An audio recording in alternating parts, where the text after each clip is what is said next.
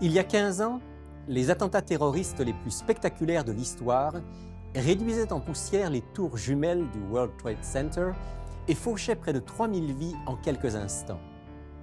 Depuis, malgré la lutte contre le terrorisme, les attentats suicides n'ont pas cessé, ils se sont intensifiés. Il y a eu Bali, Moscou, l'Irak, Londres, Madrid, plus récemment Tunis, Beyrouth, Paris et beaucoup d'autres.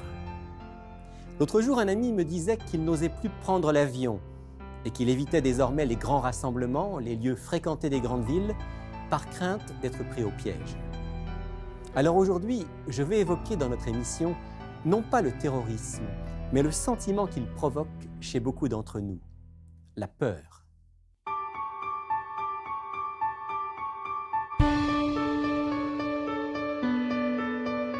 Il est écrit, une émission présentée par Rémi Ballet.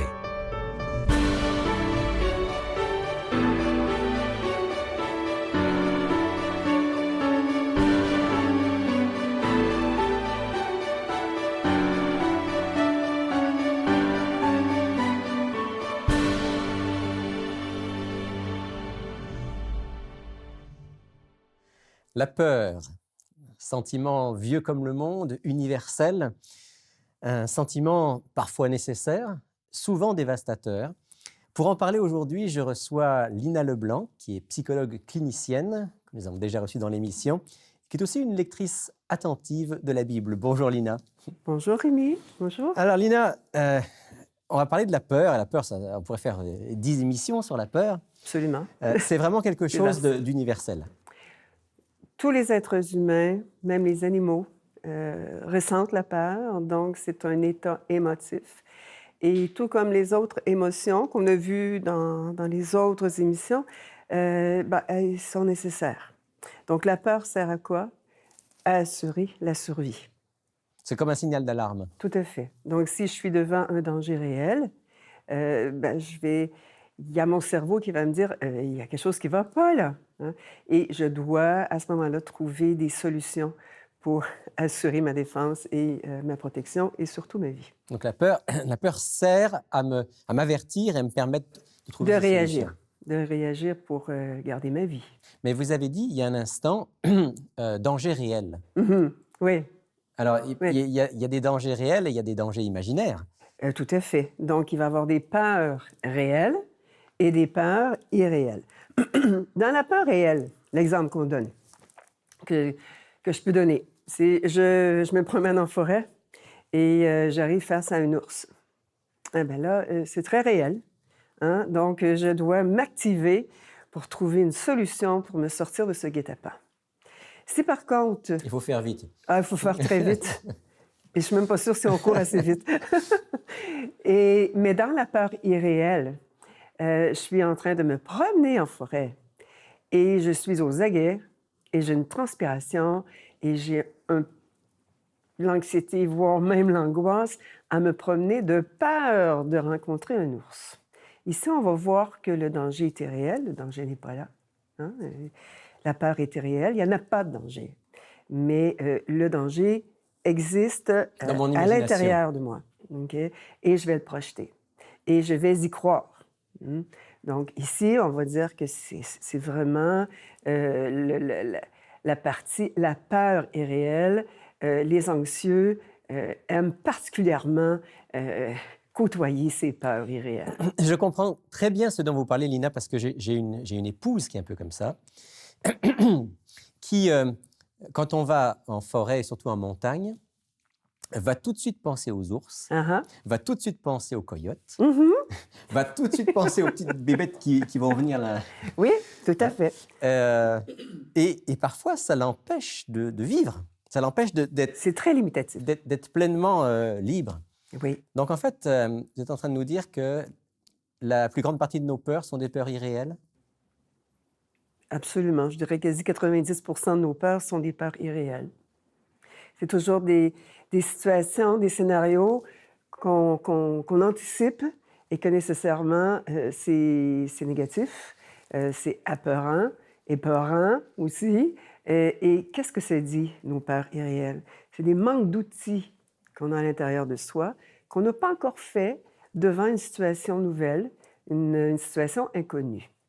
Je me souviens très bien, une petite anecdote, je suis une fille de Mauricie, et quand je suis arrivée sur Montréal il y a quelques années, j'étais sur le métropolitain, l'heure de pointe, et c'était ma première fois que je rentrais sur Montréal. J'ai anticipé, j'ai été anxieuse tout le long de la route, et je ne respirais plus sur le métropolitain.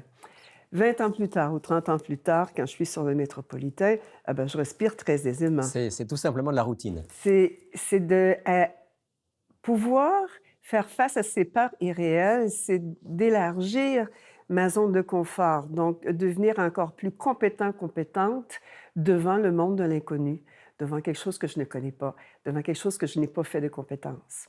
Donc, devant des peurs irréelles, je vais encourager les gens à leur rythme, mais à faire face à cette peur-là et avec leur stratégie à eux. Comme poser certains gestes qui vont nous permettre de pouvoir faire face à cette peur. Dans l'introduction, je parlais par exemple de la peur des attentats. Dans une large mesure, c'est une peur irréelle parce que les chances que je sois pris dans un attentat terroriste sont quand même infimes. Oui.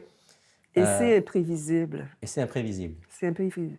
Donc, le pourcentage de chance, c'est arrivé à une telle et ça n'arrive pas dans un tel pays ou dans une ville et pas dans...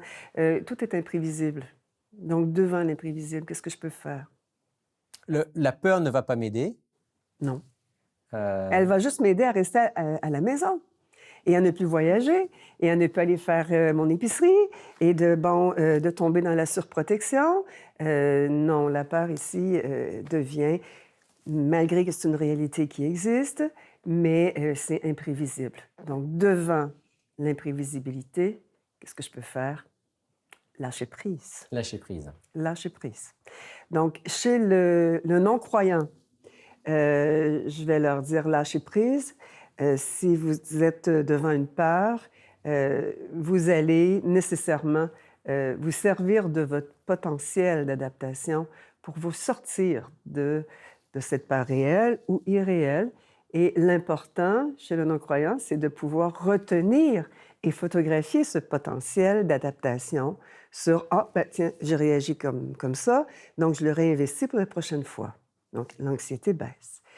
Chez le croyant, un bel avantage, c'est que je sois devant la peur irréelle ou devant la peur réelle, le fait que j'ai la foi, que j'ai le Père, j'ai Dieu, j'ai le Seigneur à mes côtés, la peur est tronquée de beaucoup, énormément. Autrement dit, la peur est là, mais je peux... Je peux la transcender. Je peux la transcender, je peux la confier à mon Père Céleste, je peux faire confiance au-delà de la peur. Plus aisément, plus aisément. Est-ce qu'on pourrait, Lina, en profiter, puisqu'on est dans l'émission Il est écrit, pour lire un ou deux textes de la Bible où on voit justement cette dimension de la peur, je pense en particulier au Christ, cette dimension de la peur et la manière dont le Christ nous amène à pouvoir la transcender. Oui, on pourrait lire le passage où Jésus apaise une tempête. Donc, on peut aller voir... Très bel épisode de l'Évangile. Oui. Dans quel Évangile, Lina? Luc. Dans Luc. Le chapitre 8. Luc 8. Versets 22 à 25. Versets 22 à 25. Donc, il est écrit, « Un de ces jours-là, il monta dans un bateau avec ses disciples. Il leur dit, « Passons sur l'autre rive du lac. » Et ils partirent. Pendant qu'ils naviguaient, il s'endormit. Une bourrasque fondit sur le lac. Le bateau se remplissait. Ils étaient en danger. Ils vinrent le réveiller en disant, « Maître, Maître, nous sommes perdus. » Réveillé, il rabroua le vent et les flots qui s'apaisèrent. Le calme se fit. Puis, il leur dit, « Où est votre foi? » Où est votre foi? Où est votre foi? Hein? Alors, ça, c'est une vraie peur, ça. Ben oui. Là, ils sont sur la barque, ils vont couler. Et ça tangue, et oui. Et donc, Jésus va même, à travers ce qu'on lit là, Jésus va même nous dire, devant la peur réelle Ne t'énerve point. Garde la foi.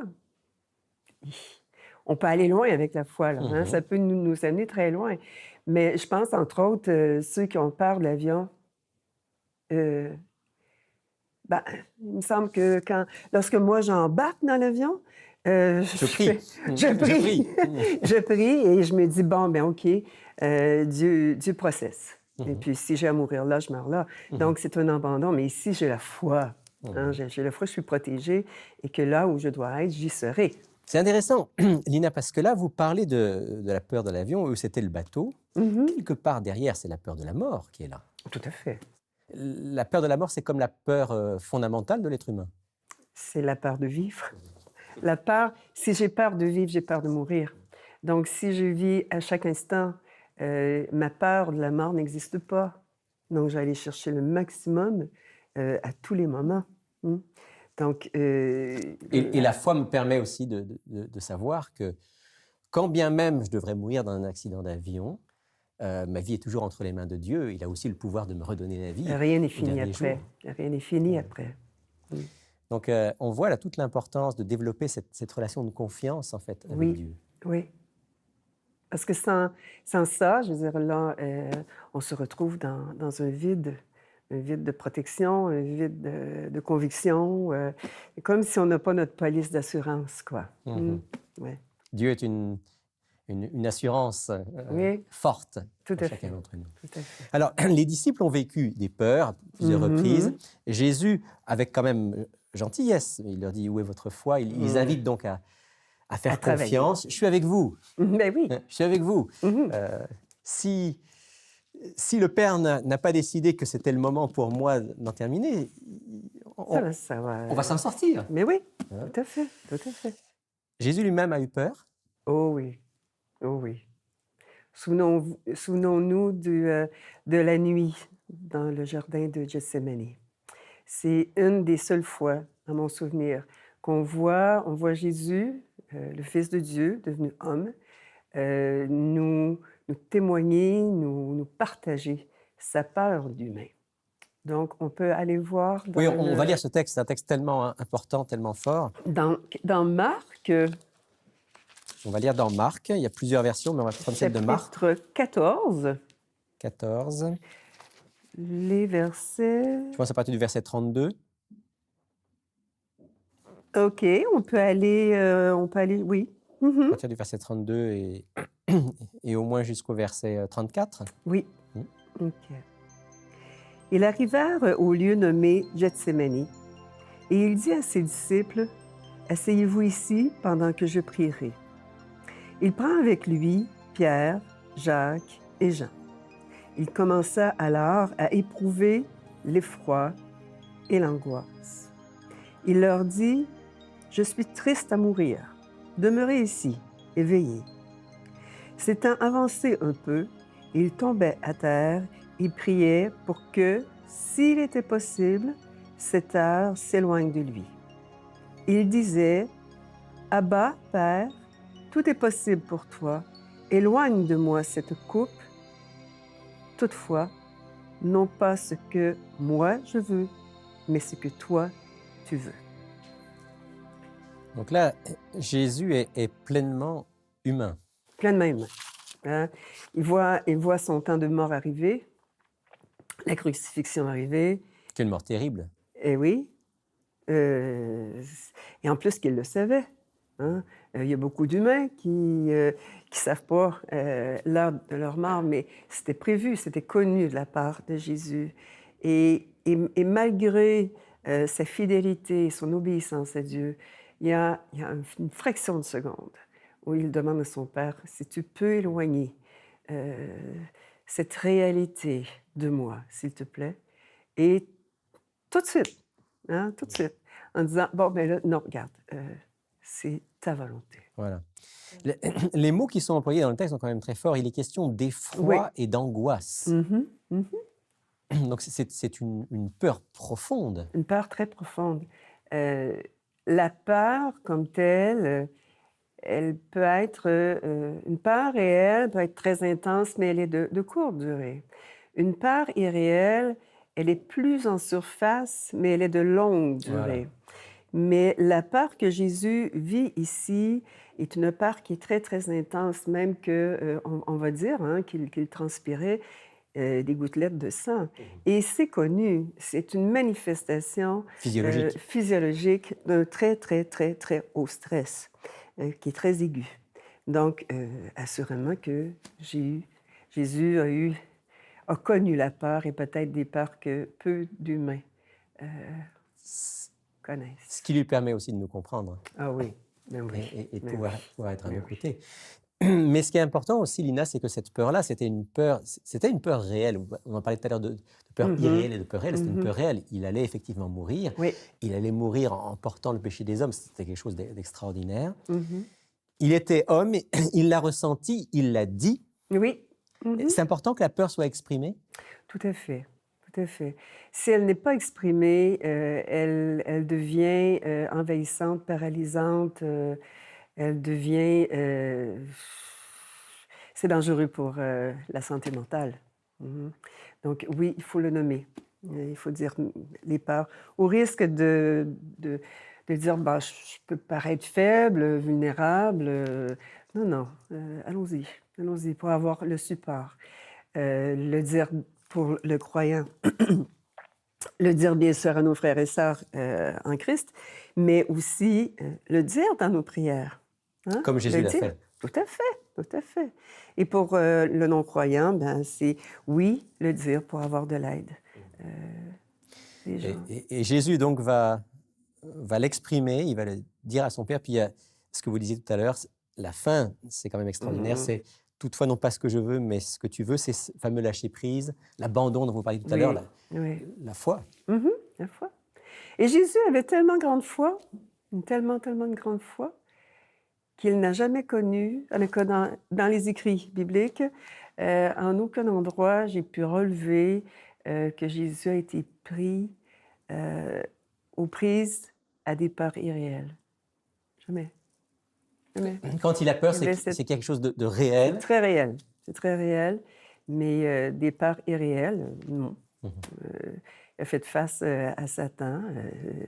Bon, c'est une peur réelle, cela, mais il n'a jamais eu peur de ce qui était pour arriver. Ce que vous êtes en train de nous dire, Lina, c'est que finalement, si on développe cette confiance aussi en Dieu, Dieu va éliminer de notre vie, nous aider à éliminer de notre vie toutes sortes de peurs qui nous rendent la vie impossible. Oui, tout à fait. Le croyant qui a une très, très grande foi en Dieu, au moment de la mort, il n'y a pas de peur. Ça m'abandonne. Ça me donne une force de m'abandonner, d'être dans cette sérénité, d'être dans ce calme. Merci Lina d'avoir partagé avec nous ces réflexions tellement importantes. On souhaite de tout cœur que ça puisse contribuer à donner à nos auditeurs un peu de cette sérénité Je l'espère. dont nous avons tous besoin. Et si vous voulez, on va prier dans ce sens. Oui. Bon Père du ciel, c'est un privilège de pouvoir nous adresser à toi comme Jésus l'a fait au moment où il devait faire face à la mort et face à ses angoisses.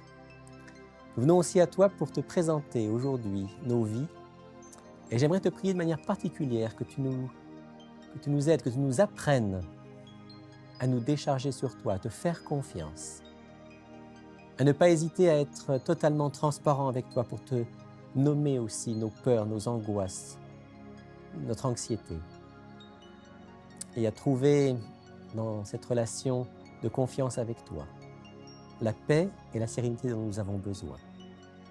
Je t'en prie pour nous qui sommes ici dans ce studio et je te prie pour tous ceux qui écoutent cette émission.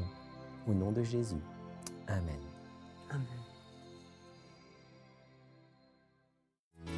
Si vous êtes dans la région de Montréal, ne manquez pas de nous visiter au Centre Il est écrit, situé au 4505 boulevard Rosemont. Chaque samedi à 10h30, un message biblique y est présenté et une large place est faite à la musique, la prière en toute simplicité. Pour connaître nos autres lieux de rencontre dans la province du Québec, visitez ilestécrit.tv ou appelez-nous au 1-866-729-3515. Pratiquement chaque semaine, nous recevons des courriels ou des courriers de nos auditeurs posant leurs questions et demandant que nous puissions y répondre, parfois dans le cadre de l'émission. C'est ce qu'on va faire maintenant avec mon ami Sylvain. Bonjour Sylvain. Bonjour Rémi. Salut France. Bonjour Sylvain. Alors, on a une question d'auditeur aujourd'hui. Oui. Donc, c'est une question qui vient d'Emmanuel de Montréal. C'est une question, je vais essayer de vous la former le plus clairement possible, mais il y a comme deux questions, là. Quelle est la raison d'être de la naissance d'un enfant qui meurt, par exemple, à l'âge de 6 mois, OK? Si il n'y a pas de réincarnation, si la réincarnation n'existe pas. La question qui suit face à ça, c'est comment Dieu le jugera-t-il finalement? Donc, si on veut comprendre la question, c'est qu'à quelque part, est-ce que Dieu peut juger quelqu'un finalement qui a vécu juste 6 mois, puis sa réincarnation n'existe pas? Bon, bien. Pourquoi il est venu au Ça, monde? Pourquoi il est venu au monde? Il y a deux questions. Il y a deux questions dans l'une. Il y a Ouais. la question du le sens de son existence et C'est puis il y a ça. la question du jugement. Voilà. Question difficile, question douloureuse pour tous ceux qui ont vécu des choses comme ça. Je Ouais. pense à des parents qui ont Comprends. perdu des Ah enfants. oui. Et question à laquelle finalement on ne pourra pas répondre, si on peut dire ça comme ça, dans le sens où est-ce que le mal a un sens? Est-ce que tout ce que le mal a entraîné dans l'univers et sur notre Terre a un sens? La réponse est non. Tu fais référence au mal en cause que c'est... Mais, la mort d'un enfant, c'est le mal. Oui, c'est ça. Hein, Je comprends. on est d'accord. Alors, on cherche un sens. Et d'ailleurs, la réincarnation, la doctrine de la réincarnation, qui n'est pas biblique, mais qui existe dans de nombreuses philosophies, c'est une manière d'essayer de trouver un sens. Bon, il est mort à 6 mois, pas parce qu'il avait fait du mal, lui, il n'a pas eu Non, le temps, mais ça. c'est dans une vie antérieure. Hein, c'est ça que dit la doctrine de la réincarnation. Bon, on pourrait en discuter longtemps, ce n'est pas une réponse Non. satisfaisante, et c'est en tout cas pas la réponse biblique. La réincarnation n'est pas dans la Bible. Non, c'est ça. Que dit la Bible? La Bible dit que le mal, c'est un désordre. Et que le mal n'a pas une logique absolue qu'on peut suivre. Donc il y a des choses qui arrivent qui sont simplement le mal dans toute son horreur. Et quand un enfant de 6 mois meurt, eh bien, on pleure. C'était pas le plan de Dieu. Ce n'était pas le plan de Dieu. Absolument pas. Dieu pleure avec nous. Oui, C'est ça. C'est exactement. pas la faute de Dieu. Et on dit, ben voilà, un jour, il faudra que ça cesse. En fait, la seule réponse de Dieu, c'est de dire, je suis avec vous dans ces souffrances, je vous aime dans ces souffrances, et je vous donne une espérance. Je vous dis qu'un jour, la mort ne sera plus. Un jour, cet enfant de 6 mois, il pourra se réveiller. Et il pourra être aussi dans ce royaume de vie que je prépare. Je crois que c'est la seule réponse de Dieu. Ce n'est pas une réponse sur le pourquoi, il n'y en a pas, mais c'est une réponse de dire, eh bien, au-delà du drame, il y a une espérance. Comment est-ce qu'il le jugera? Eh bien, là aussi, Sylvain, je vais décevoir notre auditeur, je n'ai pas de réponse. Ouais, c'est ça. Parce Ça que appartient à Dieu le seulement. jugement appartient à Dieu et pas à Ouais. nous. Ouais. On sait qu'il est bon, Ouais. on sait qu'il est juste. C'est juste. Moi, je crois qu'il y a L'amour. beaucoup d'enfants qui, dans le royaume de Dieu, ressusciteront et grandiront Ouais. et vivront avec leur famille, ou peut-être même sans leur famille, mais avec la présence Ils de n'auront Dieu. pas goûté au mal comme Exactement. nous. Exactement. On ne peut pas en dire beaucoup plus à notre auditeur, si ce n'est qu'il faut faire confiance à Dieu pour tout ça. Merci Sylvain pour cette Plaisir. question. France, Oui. notre offre de la semaine. C'est une offre très intéressante qui fait un lien direct avec l'émission d'aujourd'hui, qui s'intitule Vivez sans stress. Et c'est un livre qui fait du bien à lire. Quand je l'ai lu, je l'ai regardé. Je tiens à vous montrer à l'intérieur, non seulement c'est un beau livre avec des belles pages de papier glacé, bien, il y a des beaux tableaux, des belles images. Et c'est très, très simple. En fait, le livre répond directement à la question, qu'est-ce que le stress? Comment on réagit au stress? Personne ne réagit au On est stress tous de la différents. même façon. C'est vrai. Quelles sont les causes? Quelles sont les conséquences? C'est ça. Vivre sans Puis- stress aussi, c'est pas facile. Non. Puis on est tous soumis au stress, enfants comme adultes. Et à l'intérieur, nous avons un test d'auto-évaluation. Ça permet de savoir si on est stressé ou Oui, pas, à oui, quel oui. niveau. Intéressant à faire. Et à la fin, on a un plan de 5 jours pour savoir maîtriser son stress. Donc une stratégie Oui. pour pouvoir contrôler. Très intéressant. Très intéressant. On le recommande. C'est un livre de référence qu'on offre à 25 plus les frais de port. Donc ça, c'est un Oui. investissement, mais qui vaut la peine. Absolument. Vivez sans stress du docteur Melgoza, Oui. un livre que tu nous recommandes vivement. Oui, certainement. Donc, si vous faites partie de ces gens peut-être anxieux, on a parlé de la peur aujourd'hui, ou si vous vivez en vous sentant stressé, eh bien, n'hésitez pas à commander notre offre de la semaine, Vivez sans stress. Voici maintenant comment vous pouvez vous le procurer. Pour effectuer votre commande, écrivez-nous à Il est écrit, casier postal 99, succursale Rosemont, Montréal, Québec, H1X3B6. Vous pouvez également passer votre commande sur le web à ilétécrit.tv ou par téléphone au 514-729-3515 dans la région de Montréal et sans frais au 1-866-729-3515 pour l'extérieur de Montréal.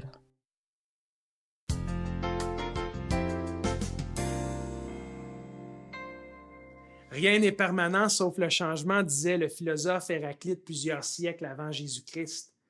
La vie est ainsi faite, les changements sont perpétuels et ils nous imposent d'être flexibles, de s'ajuster, de s'adapter constamment. D'enfants, nous devenons adultes, de célibataires, nous devenons mari ou épouse, de fils ou filles, nous devenons père ou mère, et d'étudiants ou étudiantes, nous devenons travailleurs ou travailleuses. Parfois, les changements sont planifiés et d'autres fois, ils surgissent dans notre vie sans avertissement. Ces périodes de transition sont souvent pénibles parce qu'elles suscitent en nous des sentiments d'insécurité, d'anxiété et même d'instabilité en face de nouvelles réalités. Nous avons alors besoin d'avoir confiance, de faire confiance. Mais à qui? Savoir que Dieu se soucie de chacun d'entre nous et veille sur les détails les plus intimes de notre vie, c'est un puissant antidote des craintes, des peurs et des angoisses que peuvent soulever l'avenir. J'aime répéter cette promesse que l'on retrouve dans les psaumes et dans laquelle Dieu nous déclare: « Je t'instruirai et je te montrerai la voie que tu dois suivre. Je te conseillerai et j'aurai le regard sur toi. » N'est-il pas rassurant d'apprendre que si nous le désirons, à chaque tournant de notre vie, le Seigneur peut être présent pour nous indiquer la direction à prendre afin de gérer avec succès les multiples changements auxquels nous sommes confrontés? Si vous avez des changements qui vous déstabilisent, souvenez-vous que le Christ vous aime. Faites-lui confiance, car la vérité, c'est qu'il a votre bien-être à cœur.